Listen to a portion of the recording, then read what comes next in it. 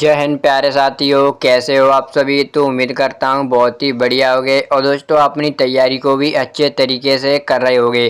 तो दोस्तों जैसा कि आपको पता है अभी आपके आरआरबी एनटीपीसी अंडर ग्रेजुएशन के एग्ज़ाम चल रहे हैं। तो दोस्तों मैं आपसे उम्मीद करता हूं कि दोस्तों अपनी तैयारी को भी अच्छे तरीके से कर रहे होगे। तो दोस्तों मैं आपके लिए इन्हीं प्रश्नों के आधार पर जीके जीएस के प्रीवियस ईयर प्रश्न कराने वाला हूं जो दोस्तों अभी एग्जाम हो रहे हैं। इनमें से भी कुछ मैंने प्रश्न लिए हैं। तो दोस्तों आप इस वीडियो को पूरा एंड तक जरूर देखते रहिएगा, जिससे दोस्तों आपका रिवीजन भी हो जाएगा और आप अपना लेवल भी चेक कर सकते हैं। तो चलिए दोस्तों बिना किसी देरी के वीडियो को शुरू करते हैं। आपका पहला प्रश्न है, सिंधु घाटी सभ्यता में नृत्य करती हुई लड़की की मूर्ति किस धातु से बनी है। यानी दोस्तों आपको बताना, सिंधु घाटी सभ्यता है उसमें नृत्य करती हुई जो लड़की है उसकी मूर्ति किस धातु से बनी हुई थी। तो दोस्तों आपका राइट आंसर होगा ऑप्शन बी कांसा। यानी दोस्तों जो सिंधु घाटी सभ्यता में जो नृत्य करती हुई लड़की की मूर्ति थी वो दोस्तों आपकी कांसे से बनी हुई थी। अगर दोस्तों मैं आपसे बात करूं जो सिंधु घाटी सभ्यता इससे प्रमुख बंदरगाह कौन सा था तो आपको पता होगा दोस्तों वो आपका था दोस्तों लोथल। कौन सा था दोस्तों लोथल। और अगर दोस्तों मैं आपसे बात करूं हड़प्पा की, यानी दोस्तों सिंधु घाटी का शहर हड़प्पा उसकी खोज दोस्तों 1921 में जयराम साहनी ने की थी।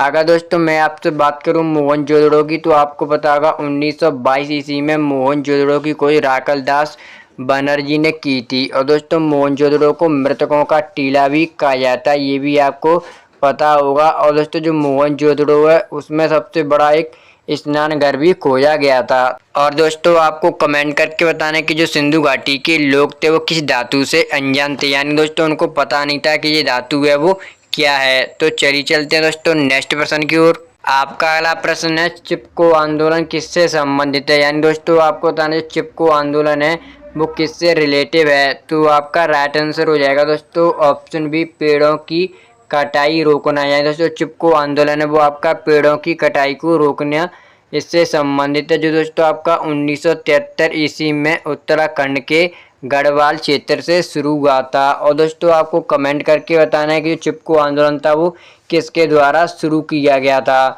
तो चलिए चलते हैं दोस्तों नेक्स्ट प्रश्न की ओर। आज दोस्तों मैं आपके लेवल को चेक करने वाला हूं इस वीडियो के माध्यम से कि जो मैं आपसे प्रश्न पूछ रहा हूं क्या आप उनका आंसर दे पाते हो या नहीं।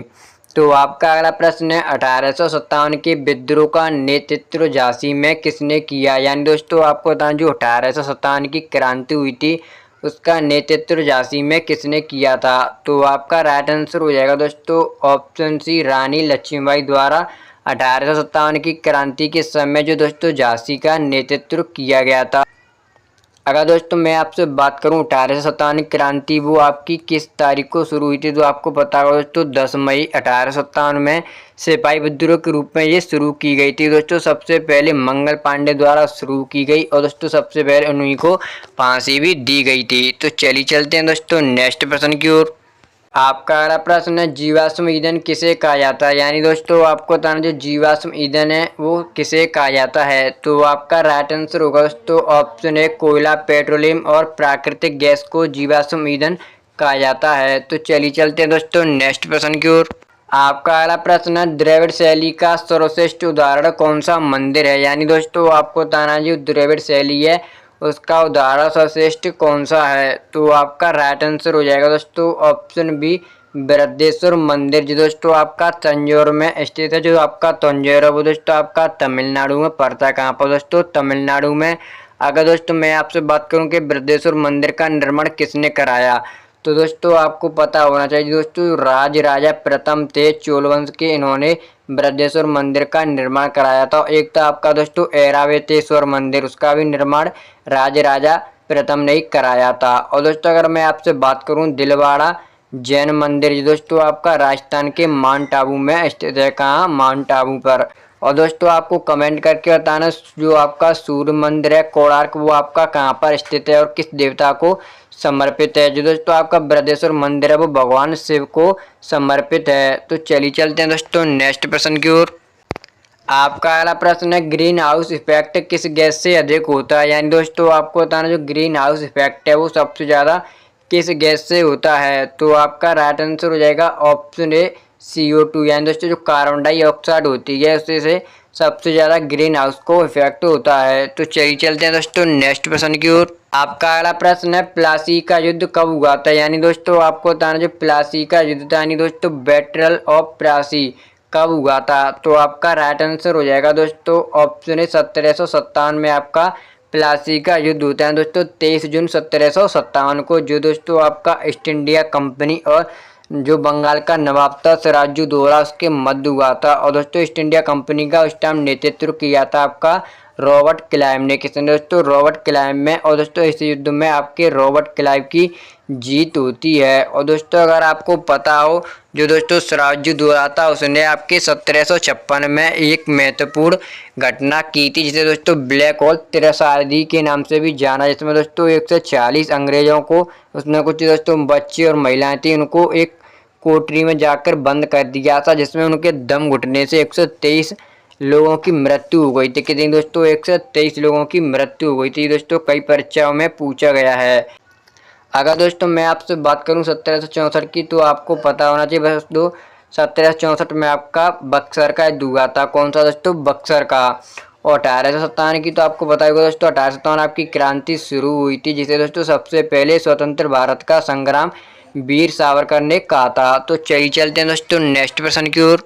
आपका अगला प्रश्न है संविधान की प्रस्तावना में समाजवादी और धर्मनिरपेक्ष शब्द किस संशोधन से जोड़े गए। यानी दोस्तों आपको बताना जो संविधान है उसकी प्रस्तावना में समाजवादी और धर्मनिरपेक्ष शब्द थे वो किस संविधान संशोधन से जोड़े गए थे।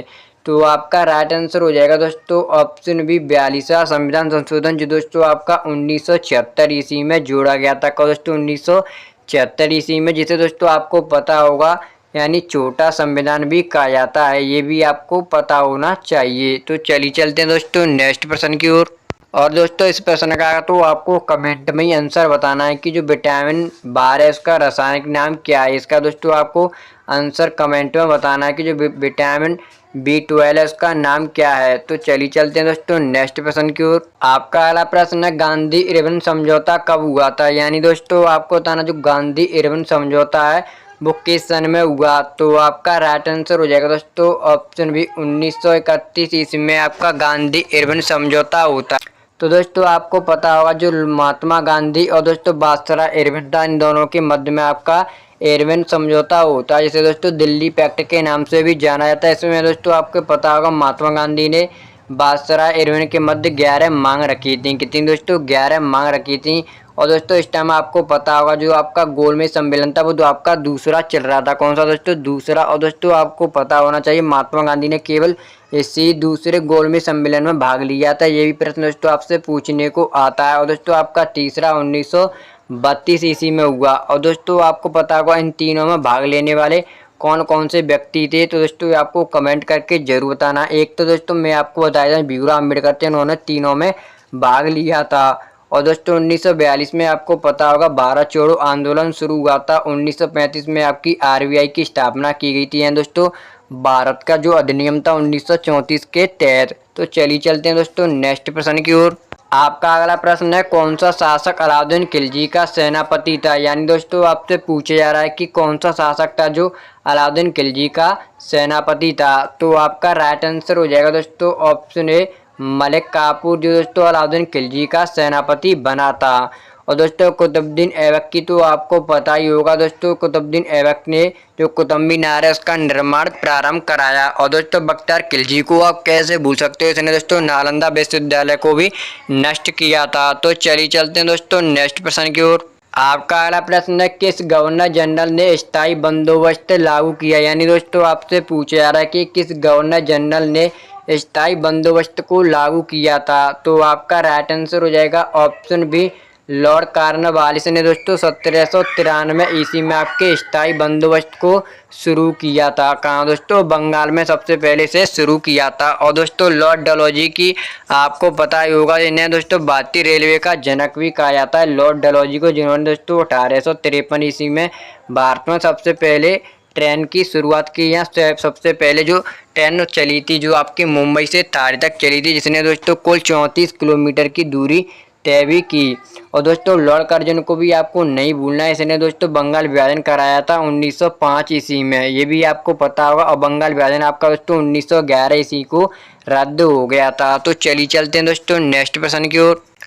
आपका अगला प्रश्न है 1857 के विद्रोह को किसने भारत का प्रथम स्वतंत्रता संग्राम कहा। यानी दोस्तों आपसे पूछा जा रहा था कि 1857 के विद्रोह को किसने भारत का प्रथम स्वतंत्रता संग्राम कहा था। तो आपका राइट आंसर हो जाएगा दोस्तों ऑप्शन ए वीर सावरकर, जिन्होंने दोस्तों आपको पता होगा जो 1857 का विद्रोह था से स्वतंत्र भारत का पहला स्वतंत्रता संग्राम का। और दोस्तों वीर आपके सावरकर थे, इन्हें काले पानी की सजा भी हुई थी, ये भी आपको पता होना चाहिए। तो चलिए चलते हैं दोस्तों नेक्स्ट प्रश्न की ओर। आपका अगला प्रश्न है पृथ्वी पर सबसे शुष्क मरुस्थल कौन सा। यानी दोस्तों आपको बताना कि पृथ्वी पर सबसे शुष्क मरुस्थल कौन सा है। तो आपका राइट आंसर हो जाएगा ऑप्शन सी अटाकामा। तो चलिए चलते हैं दोस्तों नेक्स्ट प्रश्न की ओर।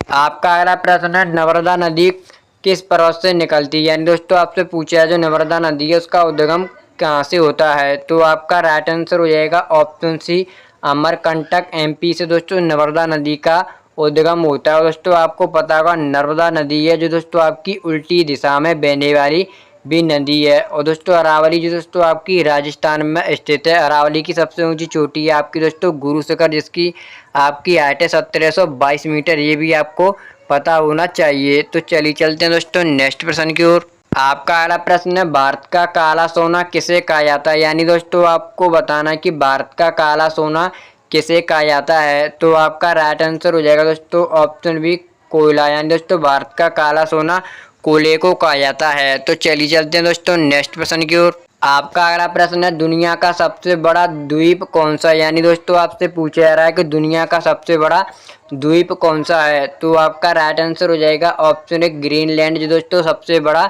द्वीप माना जाता है। तो चलिए चलते हैं दोस्तों नेक्स्ट प्रश्न की ओर।